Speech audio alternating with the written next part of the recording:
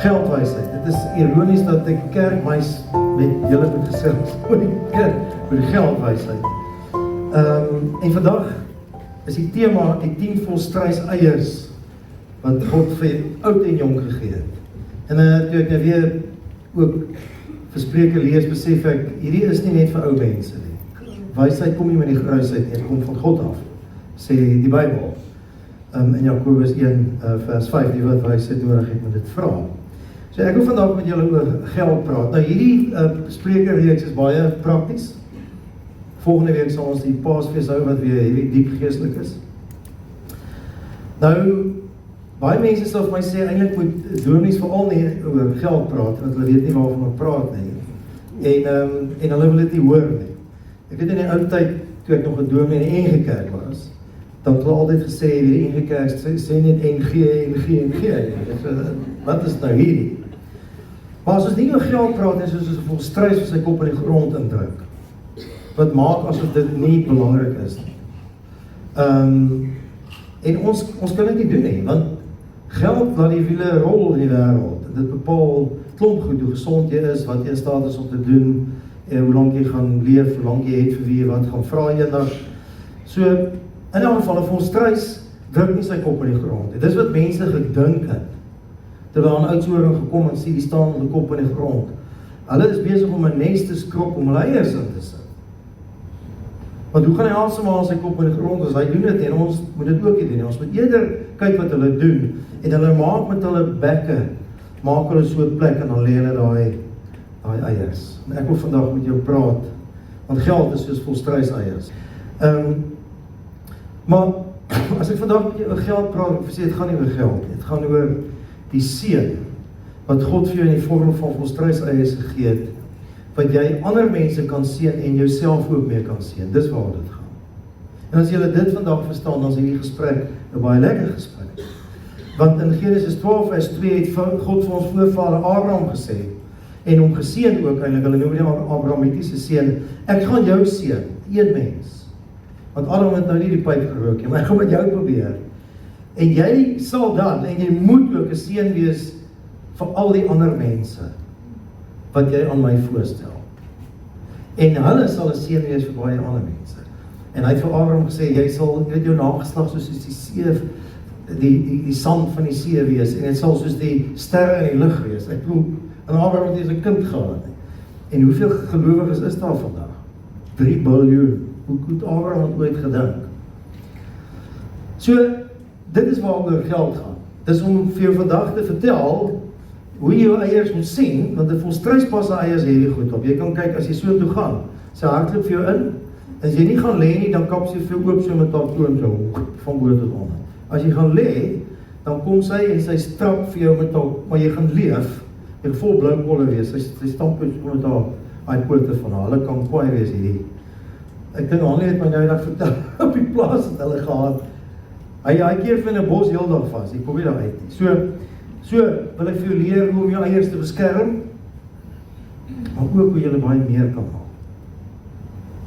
En dis die geheime wat ons nie weet nie, wat ek vandag met jou gaan deel, en ek wens, ek was nou 20 gewees.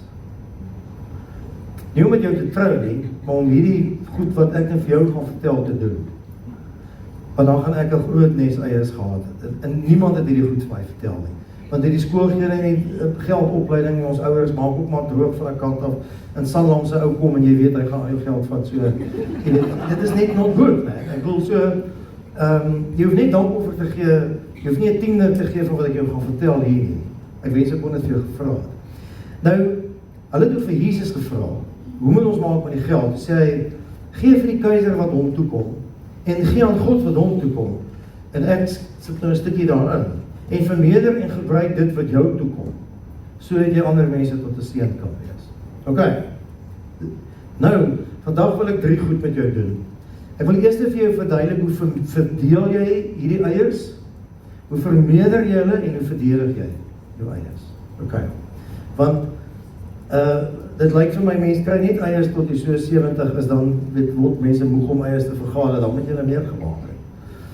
Nou, ons is besig met Spreuke, dis hoekom ek hier op afgekom het, nie omdat ek gedink dat ons met hieroor praat, die Heilige Gees werk ons nou hierdie woord, En die Bybel sê eintlik net twee goed wat jy nie moet doen om hierdie eiers van jou te verloor heeltemal nie, of dit te vernietig weg te gee nie. Hy sê, 'n mens moet nooit ooit borg teken vir iemand. En ek gaan net vir jou verduidelik wat dit beteken. En die tweede ding is, jy moenie eintlik instaan vir ander mense se skuld nie. Moet ook nie vir hulle geld leen as hulle wil hê nie. Maar wat moet mense nou doen? Ek gaan vir jou dit vertel. Okay. Net voor hier by die 3 goed kom, ons al wat ek vir julle wil verduidelik vandag. Maar mag hierdie saad wees wat Jenny in jou hart gaan val en by jou bly. En mag jy eendag eens op die stoep sit van jou groot villa en jy in die sendlinge hardloop rond oor die wêreld om julle ondersteun en jy bietjie dink aan hierdie dag. Nie vir my dankie sê, maar vir die Here dankie sê dat hy vandag met jou gepraat het.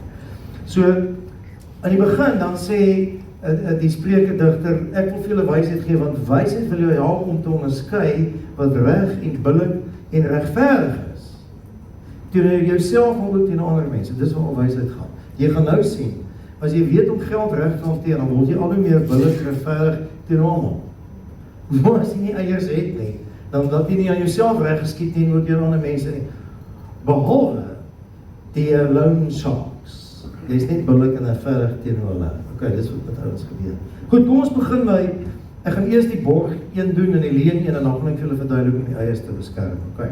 So, hy sê, Spreuke 17 vers 18a, dis 'n mens sonder insig wat vir iemand anders borg teken. Nou, hoe borgteken eintlik werk, is ek wil 'n besigheid oopmaak. Ek is nou 'n jong man, maar nou wil die bankie vir geld gee, want ek het nie kredietwaardigheid nie, hulle dink ek is slim genoeg hier, hulle trust my glad nie. Maar my pa, ek was sy oogappel altyd, die blou van sy oog. Ek sê, pa, ek wil nou hierdie besigheid oopmaak, ons gaan steenkool maak dat dit klap, en ons gaan baie steenkool maak, ons gaan baie uitverkoop. Pa is hierdie in, ek sê, pa, ons gaan baie geld nodig. Hy sê, seun, hierdie is nie 'n groot probleem. Ek het baie geld, en ek gaan vir jou borg staan. Borg staan. Ek gaan teken daar waar jy teken vir hierdie 10 miljoen wat ons nog gaan leen, want ek het in elk geval baie meer as 10 miljoen in die bank, dan teken hy daar namens my. Maar dan kom daar moeilikheid. Dat die Chinese al op pool steenkool koop en Europeërs gee miljoene oor of Suid-Afrika om na ander goede te gaan en nou gaan dit nie goed in ons besigheid nie. En die masjiene breek en later staan ons al hier by 50 miljoen. Maar pa het net 40 miljoen in sy kitty gehad, maar nou verkoop hy die een besigheid na die ander. Maar nou het ek nog 'n boetie en 'n sussie ook. En hulle is hierdie ongelukkig. Want behalwe dat hulle niks gaan erf nie, gaan hulle vir pa en ma moet sorg, want boetie is nou, ek is totaal bankrot, en pa het my borg geteken. So nou sê hy, mens doen dit nie, jy is onwys as jy dit nie. Ons het eendag in die Wildtuin gery. Toe rous is die Bobbejane, want hulle is oulik. En ons kyk vir hulle, en hulle kyk vir ons. Want weet, jy is in die dieretuin, maar hulle jy is ook in hulle dieretuin. En wat hulle kyk vir is kos wat daar binne is. Okay. Nou is, Rita is, hulle is nou al hulle is nou ouer, maar sy almal was 5 en sy sit op my skoot, sy bestuur, soos ons doen in die Wildtuin. En Rita sit agter op so 'n stoeltjie, haar rugleuning en sy kan uitkyk en Susan sit langs my goeie vrou. En Rita maak die venster oop, ek sê, moenie asseblief die venster oopmaak. Bobbejaan gaan inklap. Nou is ons almal op keer raak, maar ek het vergeet my venster is oop, toe ek terugkyk, toe sit op die sitplek, op die raadhefboom sit daar toe 'n bobbejaan, 'n wyfie, groot. Daar sit sy het ingeklim oor daai stuwel. Nee, ek het nie geweet sy het klim nie. Dis nie so ons wat inklim en so loop, daar sit sy. Nou kyk sy rond, nou weet ek dis 'n probleem. Die kinders skree, Susan is heavy opgewerk. Maar ek sien nie, die bobbejaan lyk rustig, want die bobbejaan so kos, verstaan jy? Sy vat nog al die boek uit Susan se hand, Susan gryp die boek terug. Ek dink jy wou die bobbejaan, sy vertel gelukkig geen storie, ja, gaan ons nou nie vandag huis toe gaan nie. Ek het kennis. Nou mense is om ons en ons skree en gooi vrugte uit, want daai bobbejaan is daar in die kar. Toe op 'n stadium, toe sien die bobbejaan, die kos het klim sy agtertoe. Nou, Jetta het ons so stoeltjie, so ons half vir Rita uit, hier sit ons al 4 in die kar, die bobbejaan sit agter, en ek besluit net maar ry. Jy kan nie die deur oopmaak nie, maar dan wil nog inklim.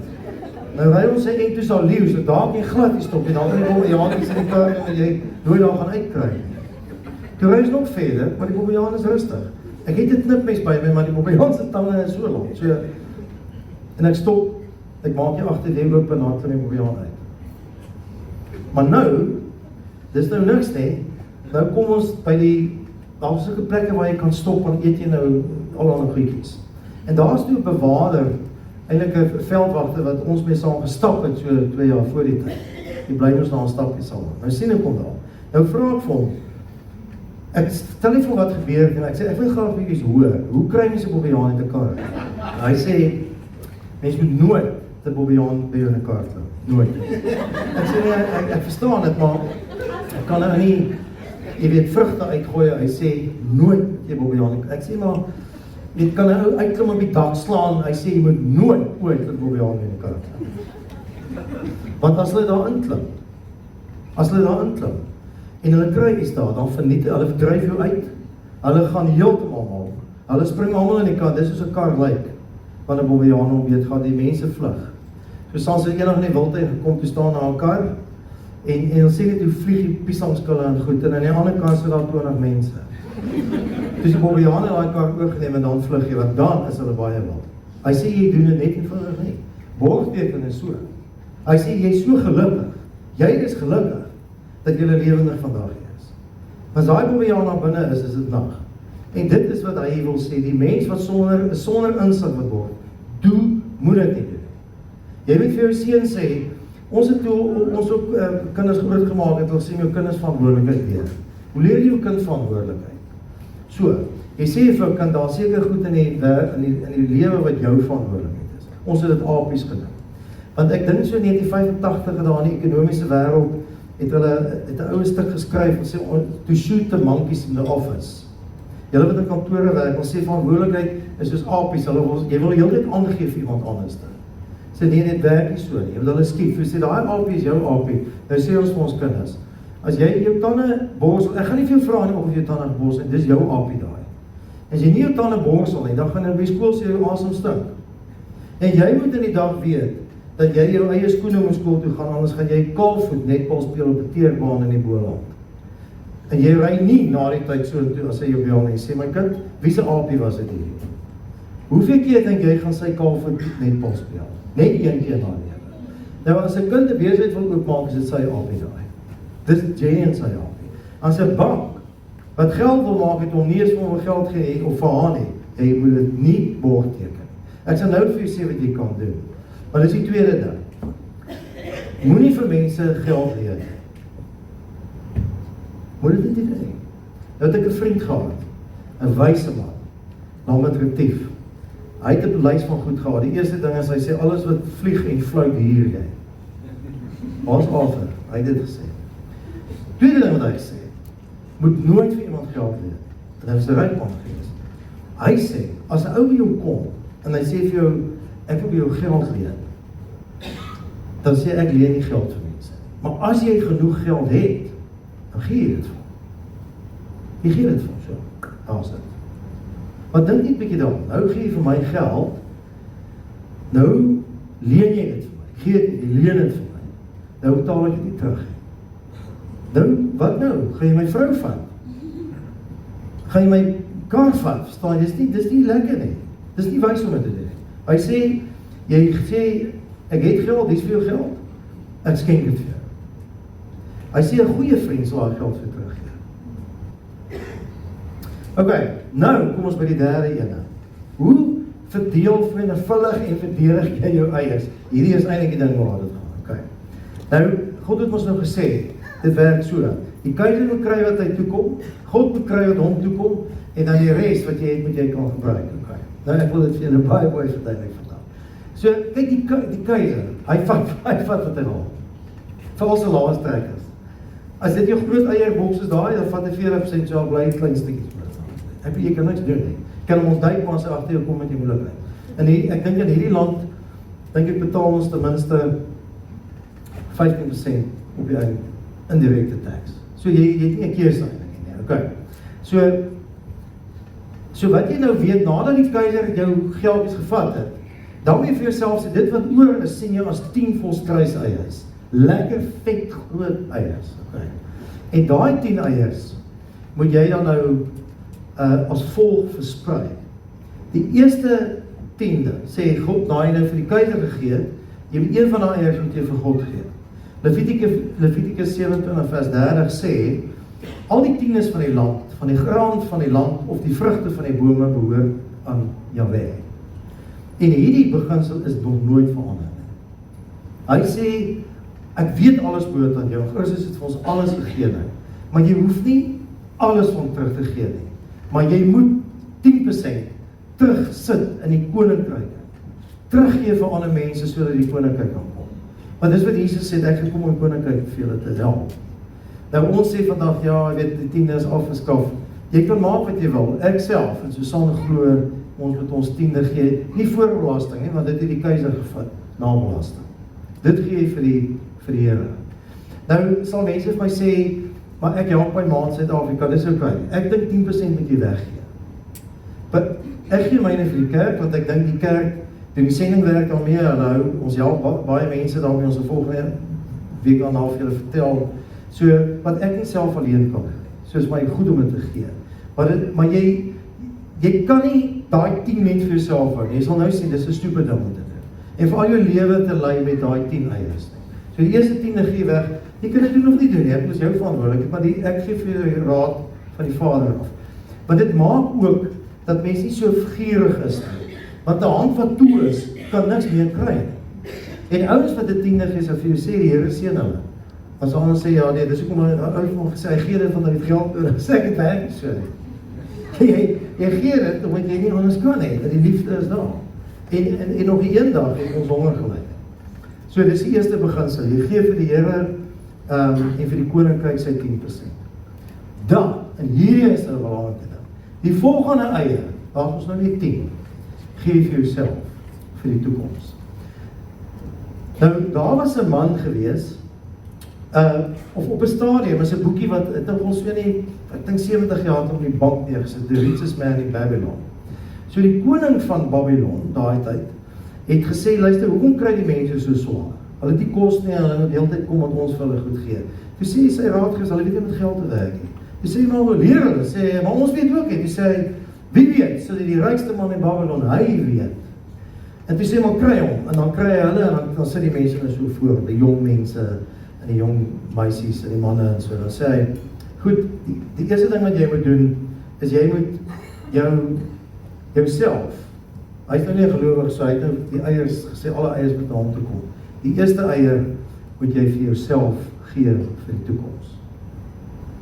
Hy sê, want daai eier moet meer word. So dat as daar niks is nie, dat jy 'n kiete het om dit mee te doen. So jy het nou die suiker gevat, of net die keiser, en jy vir God gegee, en daai een eier gee vir jouself. Okay. So jy werk klaar eintlik nou net met 8 eiers. Wyse mense, vat dan nog 'n eier, en gee daai eier vir die rainy day. Want, ek sal net daaroor praat. En dan moet jy weet, jou spandeerbare inkomste is net 7 eiers, 70% van jou inkomste. Hierdie is wyse woorde, jy kan nie maak net wat jy wil. Okay. So, jy moet dan 'n begroting uitwerk, waarvoor ons hierdie 7 eiers gaan spandeer. Nou sit daai jong mense daar, en sê hulle vir daai rykste man in Babylon, 'n begroting is 'n las op 'n kameel se rug. Hy sê, ja, dit is. Hy sê, as jy in die woestyn gaan ry, met 'n kameel, vir 14 dae, het die kameel niks water nodig, want hy neem ons in sy bloed op. Maar jy meneer, en jy mevrou het water nodig. En as jy nie daar gaan meet, hoeveel dag jy elke dag gaan drink nie, gaan jy by die 5de dag al die water opgedink het, en wat dan? Dan gaan jy by die ou wat wel 'n begroting opgestel het, wat hy wanneer gaan eet, jy wil gaan leen, as hy nie vir jou gee nie, dan gaan jy doodgaan. Hoe is hulle, begroting is belangrik. Ok, begroting is die eerste ding. Tweede ding, wat hy vir hulle sê, jy gee dan daai 10% vir jouself vir die toekoms. Hy sê, jy moet vir jouself spaar en so. Nou wil ek met julle oor die pink varkie praat, daai varkie. En of jy een het, en hoe belangrik daai varkie in jou lewe is. Nou baie van ons varkie lyk so.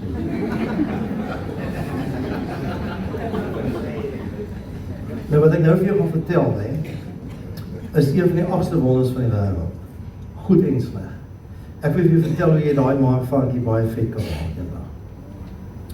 So, en wat ek met jou wil praat oor nou, En hier's baie slimme mense soos ek daaroor, maar hier is nou maar 'n layperson wat julle soos ek wil met jou praat oor die mag van saamgestelde rente. OK. Ek wil vir jou verduidelik hoe jy in jou hele lewe 4.8 miljoen rand kan spaar. En oor 42 jaar, jy gaan net 4.8 miljoen spaar, maar oor 42 jaar gaan jy 28 miljoen rand hê. Ons dink altyd jy moet nou soveel spaar. As jy dit reg doen, dan het jy 28 miljoen rand wat jy gaan hê oor 42 jaar. So ek moet vir jou verduidelik hoe hierdie ding werk. So ek wil jou help om te verstaan, en dit is min of meer as jy staan dink, en jy kan jou som, ek wil die beginsel vir jou verduidelik. Hierdie is eintlik in USD uitgewerk, so as jy 6.000 USD per jaar spaar, dis 500 USD 'n maand, dis eintlik 2.000 dirhams 'n maand, dis bietjie meer dan rande, dis 9.000 rand 'n maand. So vir Suid-Afrika gaan doen, dit weet ek nou nie eintlik nie, maar die beginsel geld. Dan gebeur dit, en ek wil vir jou verduidelik waar die geheim in kom. Dit is die mag van saamgestelde rente word volgens 'n formule uitgewerk. Nou, ek is nie een van formules, maar luister net hierna. Die A in daai boonste formule is die toekomstige waarde, dis die, wat het ek gesê, 28 miljoen. Die P is die bedrag wat jy gaan belê, dan maal jy dit met 1 plus R, is die rente wat jy gaan verdien. En N is die kere wat die rente op mekaar gestapel word. Dit beteken ons maandeliks rente. En dan die T staan vir die tydperk wat hierdie geld belê gaan word. So dan lyk die formule so, maar kyk net 'n bietjie daarbo. Dis mos nou tot die, as jy daai formule het en daar staan 'n tweeetjie, dan is dit daar 2 maal om 2 keer op mekaar. So hierdie wat jy belê en die 1 maal R plus N gaan jy maal met NT. Dit gaan nou die rente wat opgestapel is en die belangrike ding is die tydperk waar die rente opgestapel word. Verstaan julle? Kom ek wys vir julle nou dit. So, as jy vir dit nou doen vir as jy 20 is en jy begin daarmee, ek wil vir jou dit wys, of 25, jy begin daarmee, totdat jy 67 is, dan gaan jy 28 miljoen hê. As jy dieselfde per maand belê, maar dis minder, so 5 jaar minder, dan gaan jy uitkom by 19 miljoen. 5 jaar, wat jy in jou lewe minder dieselfde geld betaal, is die opbrengs wat jy kry 10 miljoen. En ek het in daai bedrag ingesit, en die eerste ene gaan jy 4.8 belê, en die ander gaan jy 4, so dis net 800.000 meer, maar geef jou 10 miljoen meer. Hoekom? Omdat jy oor lang tyd belê. Dis hoekom ons wat nou die nuus hoor, ons is oud, ons moet maar 'n gans gaan koop wat eiers lê, goue gans. Kry 'n winkeltjie wat geld gee, dis die ander hoop wat jy het. Want as jy hierdie ding nie vroeg leer, dan moet jou kinders vir eendag sorg. Die goeie nuus in Suid-Afrika is, jy kan jou kinders dagvaar wees daarvoor, weet julle dit? Maar dit is basies tandeborsels en seep en bietjie verblyf. Jy kan nie gaan blomme kyk in Amalsmeland en glad nie dat jy vir te kom kuier nie. Maar daar is hoop vir jou, want dit is kraling. So hierdie is 'n ongelooflike ding om te verstaan vir jong mense. Begin klein, jy kan dit later meer maak, maar kan jy glo, jy belê 4 miljoen en jy kry, of 4.8 miljoen, jy kry 28 miljoen. Ek wil dis die mag van saamgestelde rente. As jy nou slimmer is by verskil, as jy rank is min of meer wat dit is. Ok, en dan die derde een vir 'n rainy day. Want die dag, as jou venster breek, of jou huis brand af, of jy kry nou heavy siekte, waar gaan jy geld kry om te betaal? Want jy leef nou al klaar met jou 7%. Jy kan nie aan daai varkie gaan breek en daai varkie met jy los.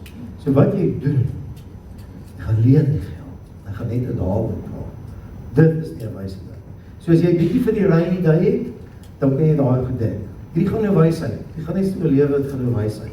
En dan die volgende ding wat jy moet doen is lewe volgens jou 70% inkomste. So daar's baie bespiegeling oor huis. Ek dink persoonlik is beter om dat jy jouself betaal vir huis as iemand anders dit vir jou betaal. Maar koop die huisie wat jy kan bekostig. Okay. En dan koop 'n karretjie wat okay is. En dan moet jy mos nou dekking hê, jy moet kos hê ensovoorts en gou. So jy sien daai 70%, daai kan ek nie maar daai ander 3 gaan vat nie. Moet jy dit doen. Okay. En dan lewe volgens hierdie inkomste wat jy kan bekostig. Moet asseblief nie daai kalanderwagen gaan koop nie. Want jy moet 'n kar koop. So gaan koop 'n klein dingetjie wat ook 4 wiele het en aangedryf kan word. Want ek dink wat is die rentekoers hier nou? Is dit 3.5%, 4%, is dit minder. Maar in Suid-Afrika is dit 11%. So as jy in 5 jaar 'n kar betaal, dan betaal jy 'n kar maar half, het jy dit geweet. So wat jy moet doen is, jy betaal maar 1 karretjie, klaar. 'n Kar gaan nie gou klaar nie. As jy hom verkoop, daai volgende ou ry met hom nog 80 jaar. Spaar dan vir die ander en koop die kar. Nou hierdie klink soos fietie verhale. Ek sê nou vir jou, dis die manier om te gaan. En dan 'n huis. Ons het nou 'n huis gekoop in die Parel. Oor 30 jaar, ons kon nie eintlik bekostig om hom met 1 jaar of 10 jaar, 20 jaar te koop. As ons daai huis afbetaal in 30 jaar, koop ek 3 huise. 3 huise in 30 jaar. Jy betaal 3 huise al. So, dis ook om die van wat geërf het, is Grystal vir my huisie te hê, en vir jou pa maar op die knie gaan en baie dankie sê, en vir die vader ook. So, probeer, so gauw moontlik, daai huis afbetaal, koop hom vir oor 30 jaar as jy wil, maar vat jou bonus, moenie oor see gaan hê en betaal hom af, dan kom hy so af. By die genade gaan ons hom dan 15 jaar betaal, en jy spaar 2 huise. Weet nie of iemand het al vir julle vertel het nie. Maar nou, moet ons bietjie praat met die kredietkaart. Want wat kan jy nie doen, as jy nie volgens jou vermoë kan lewe nie? Jy gaan leen geld. En het jy geweet, die gemiddelde rente van 'n kredietkaart is 27%. Kom ons dink maar aan 30%. So, ek weet nie om het vir julle erg te vertel nie, maar ek wil verstaan jy in 3 jaar, het jy daai kredietkaart, het om 3 keer duurder geword. Verstaan jy, as jy 1000 USD wat 4000 dirham is, gaan leen en jy betaal niks af nie, dan daai 4000 en dan moes nou 12 geword. Dis die teenoorgestelde, ek het met aanvraag, want hy was by die bank gewees, dis die teenoorgestelde van die opgehoorde rente wat vir jou werk het teen. Dis hoe jy nooit daai kredietkaart kan afbetaal. En so, as jy USD 1000 leen, jy betaal 40 per maand, want hoekom leen jy die geld? Jy dit nie. Jy dit nie. So nou, het jy die geldjies kunnen doen wat jy wil, die ryk reg maak, of whatever. Nou het jy ook nie eintlik, so jy betaal die minimum wat 40 USD is. As dit alles wat jy gaan betaal, gaan jy 8 jaar vat, om daai 1000 USD of 4000 dirham af. Verstaan jy waarom is ons bezig, en ons weet dis nie wat gebeur nie. Jy kry daai 40 of trek die weer uit, so eintlik voel dit net, maar as 3 dissiplines wat jy nodig het, is jy so oorleef. En jy moet in die plek kry voor jy begin werk as jy kan. Die eerste in my skoonpa het my gesê, weerstaan die Joneses. Jou buurman, ek sien jy sien elke dag daai boot, daai landewagen, daai groot huis. Kom daar oor, verstaan jy. As 'n ou nie met jou 'n pel wil wees, omdat jy 'n knorkarretjie ry, of en 'n krothuisie bly, dan sy nie jou pel. As jy dis onthou, en ek weet groepsdruk is groot. Die tweede ding wat jy moet doen, is beoefen die dissipline van uitgestelde beloning. Daar is niks fout om 'n landewagen te ry as jy hom kan bekostig nie. Maar, drome, die Pakchok het gesê, as jy droom plant die saadjies. As jy lang genoeg leef eendag, dan kan jy hom dalk koop en wil hom dalk nie meer hê nie. Maar moet hom asseblief nie nou gaan koop hê. Dit is stupidity wat mense kan doen, verstaan jy? So uitgestelde beloning is delayed gratification. Dis die probleem met kredietkaarte. Jy koop nou, betaal later. Toer nou in, of vlieg nou en betaal later toe van nou. Moenie dit doen nie. Jy sal oud genoeg wees, die wêreld gaan ergens heen nie, verstaan? Jy kan alles nog gaan kyk as jy jonk is. Jy bly al klaar hier. En dan die derde ding wat seker belangrikste is koopbeheersing. Controlled buying. Nou van ons is shopaholics, jy voel beter as jy gekoop het. Nee. Gaan in jou kast en dan kyk jy bietjie hoeveel goed hang daar nog met labels. Hoeveel skoene is daar. En sê vir jouself, jy moet net koop wat jy nodig het, nie wat jy lus is om te koop nie. Jy moet nou groot word, maar jy moet nou wys wees. En hierdie het met selfbeheersing doen, en selfbeheersing is een van die vrug van die gees. En kom ek sê vir jou, as jy dit nie toepas nie, gaan die vreugde in jou lewe verdwyn. Want jy gaan nie meer geld hê om nog iets te koop nie. En nog te leen gaan 'n groot probleem word. En jy wil nie bankrot verklaar word, want dan dit is nie goed nie. En jy gaan die vrede in jou lewe verdwyn ook. En die goedhartigheid is weg. Jy kan vir niemand meer iets beteken nie. Nie eens vir jou ma wat nie haar oorvoetjie kan bekostig, want jy het niks nie. Jy's gemax, kredietkaart is uitgemax. Weet jy sien, ons moet verstaan dat ons is nie net hier vir ons eie plesier nie, ons is hier om die seën van die Here te ontvang en vir ander mense aan te gee. En as 'n ou dit verstaan, dan gebeur